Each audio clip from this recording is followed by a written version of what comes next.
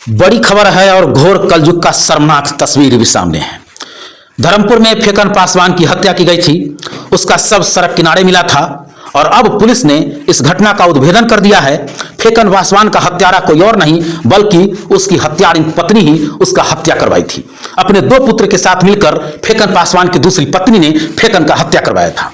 आपको बता दें कि 31 दिसंबर को दुर्वासा कॉलेज के पास बोरा में हाथ बंधा हुआ बिना सर का एक शव बरामद हुआ था, जिसकी पहचान धर्मपुर निवासी वार्ड सदस्य राजो देवी के पति फेकन पासवान के रूप में की गई थी। बथनाहा थाना कांड संख्या 3/25 में अज्ञात लोगों के खिलाफ मामला दर्ज किया गया था। फिर 4 जनवरी को 5 माइल के निकट केला के बागान से फेकन पासवान का सर भी बरामद कर लिया गया था। इस बीच पुलिस बेहद ही गोपनीय तरीके से और हर एक बिंदु पर गहन जांच में जुटी हुई थी। अंततः सीतामढ़ी एसपी अमित रंजन के निर्देश पर डीएसपी बथनाहा 2 आशीष आनंद के नेतृत्व में एक एसआई टीम गठित की गई। तकनीकी साक्ष्यों के आधार पर फेकन पासवान की दूसरी पत्नी अनिता देवी को पुलिस ने हिरासत में लिया और फिर एक के बाद एक भेद खुलते चला गया। फिर दूसरी पत्नी ने कबूला की उसने पारिवारिक विवाद, अवैध संबंध एवं आर्थिक लेन देन को लेकर उत्पन्न विवाद के कारण अपने दोनों पुत्रों अरुण कुमार एवं ऋषि कुमार के साथ मिलकर पति की हत्या की साजिश रची थी। फिर दिनांक 30/12/2025 की रात्रि को फेकन पासवान को खाना खिलाकर सुलाने के बाद दबिया धारदार हथियार से उसकी हत्या कर दी गई तथा शव को धर को बोरे में बांधकर NH 22 के किनारे फेंका गया। साथ ही उसके निशानदेही पर हत्या में प्रयुक्त दबिया एवं कपड़ा बरामद कर लिया गया है। पुलिस ने घटना में प्रयुक्त दबिया, कपड़ा और मोबाइल फोन को भी जब्त किया है। अन्य फरार अभियुक्तों की गिरफ्तारी का प्रयास जारी है, लेकिन पुलिस ने फेकन पासवान की दूसरी पत्नी अनिता देवी और उसके पुत्र को अरुण कुमार को गिरफ्तार कर लिया है।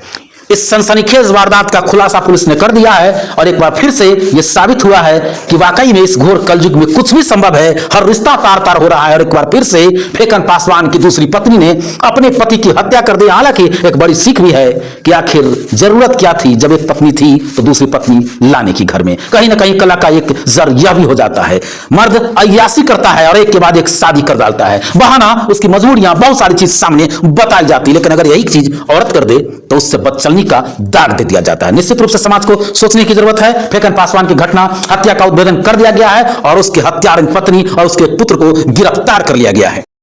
अच्छा, ये भी संलग्न है। वार्ड सदस्य यही है क्या? नहीं, जिनके साथ नाजायज संबंध था, क्या वो भी आ रहे हैं जांच के दायरे में? नहीं, वो इसमें नहीं है।